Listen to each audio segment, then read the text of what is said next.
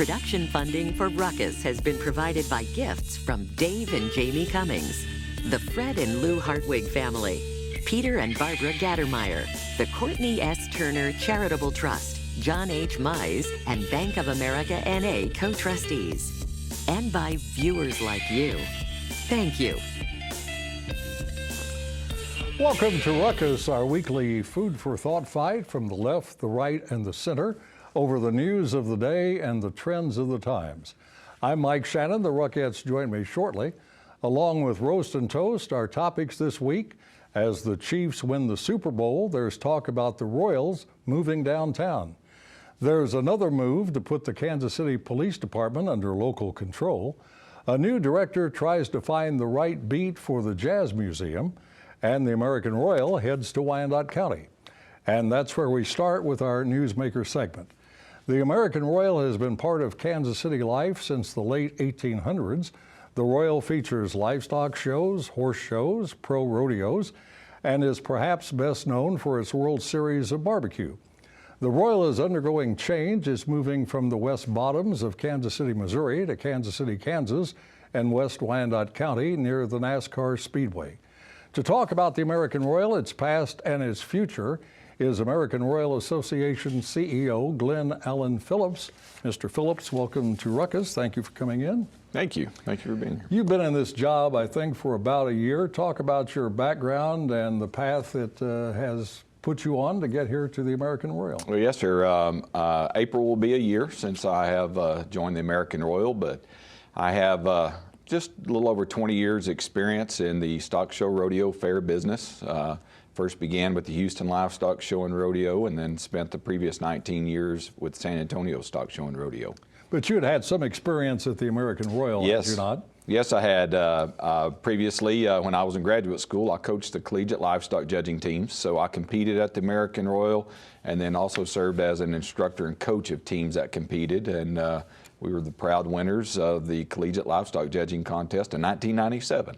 I outlined some of the reasons people know about the American Royal in the introduction, but there's more to it than that. And I was glancing at your website, and I saw a listing of the reasons for the American Royal and why it exists. And let me put one of those on the screen and read it to you, and you can elaborate after that. Sure. This is described as the purpose of the Royal. We provide opportunities for agricultural competitive learning, educational experiences, and scholarships that inspire and cultivate dreams. Yes, Pretty lofty goals there. Yes, sir, it is. Yes, sir, it is. Well, we are a nonprofit, and not everyone realizes that we are a 501c3 nonprofit organization. We're here to promote agriculture. We're here to develop the youth of the country, all through the development of our youth and through agriculture itself. And so we do that through our competitive programming, whether it be a judging contest, a livestock show competition, a rodeo, or our World Series of barbecue competition as well. But at the same time, we're here to promote agriculture and the Midwest and Kansas City. And you have activities going on year-round. Yes, sir. We are about 14 weeks out of the year currently in the current facilities. When we move to the new facilities, we will be year-round, and we talk 365 days. It was kind of a stunning event a couple, 3 years ago when the Royal announced it was leaving Kansas City, Missouri to go to Kansas City, Kansas. It was a battle over a new building. I understand all that. We won't go into the background. But what progress is being made on the move from Missouri to Kansas? We are currently, we have submitted our design plans for the new facility, and so our goal is to break ground in probably summertime, that we'll break ground on the new facilities. I think the relationship with both Kansas City, Missouri and Kansas City, Kansas is strong. The American Royal is centered in Kansas City, and to us that is on both sides of the state, but it's what's both sides of the state line. It's what's good for the Kansas City region and what's good for agriculture. Well, you've got a very prime location in Kansas City, Kansas, and in Metro Kansas City. Correct. Out near the NASCAR track and the Legends area. Yes, sir. We're excited about that move out there. We think that is a great location for us. Many of our events, which are agriculture related, the access off and on the interstates, the ability to get there, pulling trailers, things like that, are really going to open up and provide more opportunity for our constituents. We're down to about 30 seconds, so if you can answer this quickly. Do we tend to forget in urban areas how important agriculture is to Kansas City and to the United States? Yes, sir, we truly do. Kansas City agriculture is a major economic driver. It's major economy within the United States. And if you really look at things within our foreign trade, it gives us the ability to have quite a bit of influence in the world. Mr. Phillips, thank you very much for coming in. Pleasure to meet you. We look forward to greeting you out in Kansas City, Kansas in the future. Thank you. That is Glenn Allen Phillips. He is CEO of the American Royal Association. Now let's meet the panel and start a ruckus.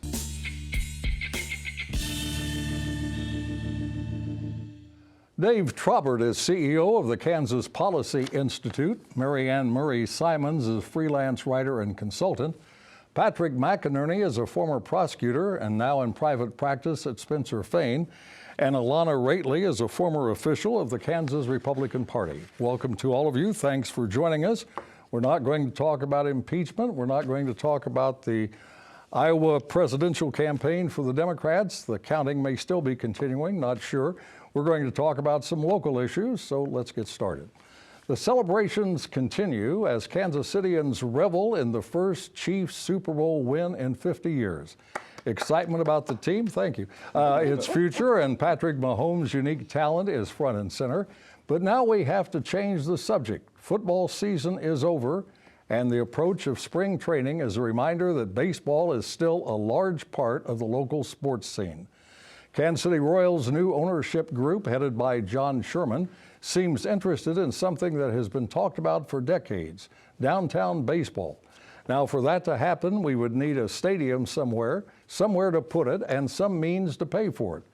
A local architectural firm, Pendulum, just offered a vivid demonstration of what a downtown baseball stadium might look like and where it could be located. There are still lingering concerns, the most persistent of which are these. How much will it cost, and who's going to pay for it? So let's start with that. Do you think Kansas City taxpayers are ready to pay for a new stadium downtown? We'll start with Dave. I don't think so, Mike. I think people are fed up with local and state government giving taxpayer money away to a handful of select developers and businesses. If the new owners want a downtown baseball stadium, then let them pay for it. Would you think the city would pay part of it if the new ownership paid a lot of it? I imagine the city would want to pay part of it. The city officials are always, in both states, they're very willing to spend other people's money.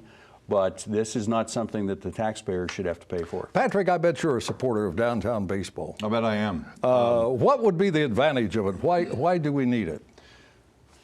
Baseball is, I'm trying not to channel James Earl Jones here, but I mean, baseball is inherently... I don't think that's a danger. Right, don't worry about that. It's an inherently urban game, right? And the cities that have Major League Baseball teams have taken their baseball operations, and I say operations, I mean not just the park, but the surrounding circumstances, and they've planted them downtown. That move's been going on since 1992 when Baltimore built Camden Yards. I mean, they integrated it right into the city, and that's where it belongs. And I think if you look to St. Louis and look at that model, they did Ballpark Village, which was not just the park, but it was residential and it was retail and it was kind of its own package for downtown. That's worked tremendously well in St. Louis and in Pittsburgh and in Cleveland.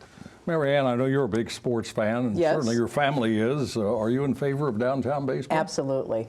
I understood that timing was not right the last time we tried to discuss downtown baseball, although there was lots of momentum. I believe that the time is right now. And how it gets paid for, no one knows. We don't know if it would be a taxpayer-funded kind of thing. It could be a land swap kind of situation. Patrick's absolutely right. Bringing the peripheral development that comes with a baseball park would be extremely important to downtown Kansas City, and I frankly am a big proponent of the riverfront as a potential site as opposed to East Village. But Dave, haven't we already done a lot for downtown Kansas City? There has been a lot done for downtown Kansas City, and I'm not opposed to there being downtown baseball, but if You're opposed to paying for it. I think if the owners want to do it, then they should pay for it. You know, there's no question that whatever the development is, whether it's baseball or a new hotel or a Power and Light District, those things generally just shift economic activity from one part of the city to another. So it gets presented as, wouldn't this be great for downtown? Well, perhaps, but at the cost of someone else in town. And that's kind of the essence of the economic development war. You move it over here and you move that over there, but the jobs remain the same. That's it. You're just squashing the balloon. Alana, at a time we're celebrating the Kansas City Chiefs and the victory in the Super Bowl, is this the right time to talk about moving the baseball team downtown? What happens to the Chiefs? You know, I think a lot of people like having the stadiums where they are now because they're together and people like that as a hometown feel. The other thing I would worry about is if you move it downtown, tailgating is a huge, draw for both the Chiefs and the Royals. And I think if you move that downtown, you're taking that piece away from it too. My biggest issue is how is it going to be paid for? I don't think we need to push anything more onto the people. And I think Dave is right in that, a lot of politicians are fine spending other people's money. I think, Patrick, it's 11 years or so before the lease at the sports complex is up. Would you think we'd see downtown baseball before the expiration of the lease? I would think so. I mean, I think planning-wise, now's the time. I mean, if it's going to happen, I think you've got to start putting plans together and talking about locations and talking about financing. And maybe it's time to be really creative with the financing and think about a bi-state financing model. Maybe it's time to think a little bit differently than just the Kansas City, because what we know is that because we live where we live, that benefit bleeds all over to Kansas and to all these municipalities. So I think everybody should be at the table on that. It takes a long time to build something, as KCI has taught us, and the Lowe's Hotel downtown. If we're going to have downtown baseball, I guess now is the time to start planning for it. All right. Whenever and wherever jazz is discussed, Kansas City is sure to be mentioned and in meaningful ways. There's a style called Kansas City Jazz, developed here in the 1920s and 30s, and Kansas City is home to the American Jazz Museum at 18th and Vine. Given the city's historic connection to jazz, the museum should be a huge success. Sadly, it is not. According to KCUR's Steve Kraske, who recently talked with new museum director Rashida Phillips, there are serious issues facing the museum and the city. They are financial, structural, and stylistic. A consultant report has called for a complete rethinking of the Jazz Museum, including the possibility of closing. And Kraske points out that even though the 18th and Vine area is generally considered to be safe, some suburbanites are still nervous about traveling there. The museum opened in 1997. Should closing it now be seriously considered? We'll start with Mary Ann, then Alana. Not closing it, but I think How about closing it for a time and rethinking it? Maybe. It's time to face the music, I think, Mike. That's really what this is about. This is about really reevaluating the organization around the Jazz Museum. I think, according to the study that was recently done and released, they need to just step back, take a look at their operations, take a look at their appeal, where they're located, and how they move forward. You're absolutely right. This is important to the history of Kansas City. Where it's located needs to be carefully considered. Not because suburbanites are afraid to come into the 18th and Vine District, but where can it be linked to other attractions in the metropolitan area that might really attract national attention as well as local participation? But if you take it away from 18th and Vine, doesn't that kind of destroy the concept? That's where the music began. That's where the groups I assembled. understand that, but that does not mean that necessarily that's the right location for it. Alana, what do you think about this idea of closing it permanently or closing it for a while and studying the possibilities? I don't think it needs to be closed permanently yet at this point. I don't think we have enough information to determine that. I think, it is a point that it's not the best location for people to go to. I certainly don't think suburbanites are afraid. As a suburbanite myself, if I'm going somewhere at night, it's regarding a child's activity. Have you ever been to the Jazz Museum? I have, yeah. I've taken my children before. And a lot of schools do field trips. scholarships and that kind of thing. So I do think there's an allure there. It needs to be promoted perhaps to different groups, though. But Patrick, if you go there once, why would you go back? It doesn't change, does it? Well, I mean, ideally they'd have new exhibitions and different exhibits, and they do kind of what the Nelson does with a traveling exhibit or whatever. One of the real shames about this deal is that it sits right next to a gigantic success with the Negro Leagues Baseball Museum, and that totally different models, but it's such a shame that kind of heritage really shines on one level, and then they've stumbled continuously. Why can't they connect the two? Buy a ticket to one, and go to the other. I mean, I think that's a good idea, but if you're running the Negro Leagues Baseball Museum right now, I think you'd have to think hard about doing that. Well, Dave, if there were downtown baseball, 18th and Vine wouldn't be far from where the stadium would be. Would that be the thing that helps the Jazz Museum? I don't think so, Mike. The first time I was at the Jazz Museum, and I'm a huge Jazz fan, I kept saying, "Is this it? Where? It's really not. Is that all there is? There's not much there. It's As not the that Peggy Lee good of a song was museum. saying. So it doesn't matter where you put it or what you charge. There's just not much there to see, unfortunately. It's Should there the be live management. music? Should there be live music there? Absolutely. And idea. the Blue Room But is a How do great. you afford that? But I mean, don't get ahead of yourself, right? I think structurally and the governance model has to be looked at. I agree. And I think the consultants are spot on. If the city's going to have a stake in this, the city gets to say, all right, here's the path forward for you guys, and it starts with structure and it starts with governance. Well, they've tried various forms of leadership at the Jazz Museum. For a while, the board contained some of the city council members, and that didn't seem to work. Right. So they keep changing that.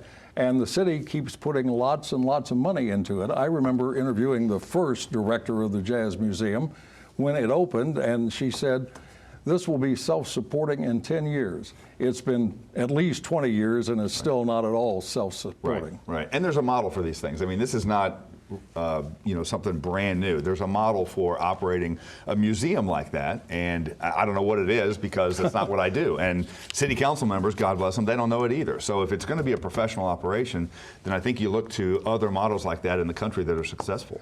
Maybe additional attractions in 18th and Vine. I know the Negro Baseball League museum is there, but what else is there? Is there anything else to go visit? Blue Room. Well, Blue Room is part of the Jazz Museum. Yeah, they're going to have to seriously up their game on the programming and have a much more robust exhibit, bringing in the rotating new exhibits, having live music there more frequently. But you have to give people a reason to want to go. Well, when it opened, I remember that you could park your car at Crown Center, for example, and ride a bus to the Jazz District, and then when you were ready to go back, board the bus, go back to Crown Center. I think if you had something like that, but I understand how costly that is and how impossible it would be to set that system into existence. I don't buy into the location issue. I really don't, because the Negro Leagues Museum, again, is such a giant success. People make their way there because it's a destination.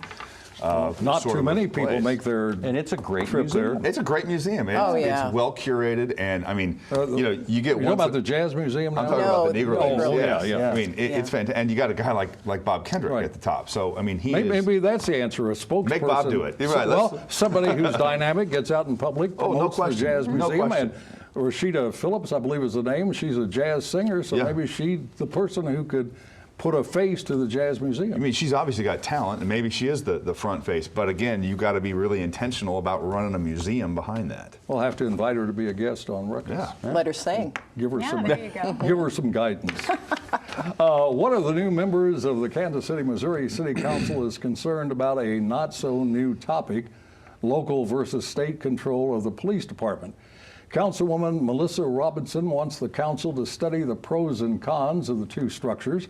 State control took effect 80 years ago in reaction to local corruption during the Pendergast era. The governor appoints 4 of the 5 police board commissioners. The mayor is the 5th. Fortuitously, one of our panelists this week is a former member and a former president of the Kansas City, Missouri Police Board. So, Patrick, do we need a change from state to local control? If so, why? If not, why not? I think you need to change it if it's broken. And it's all about that conversation, whether it's broken right now.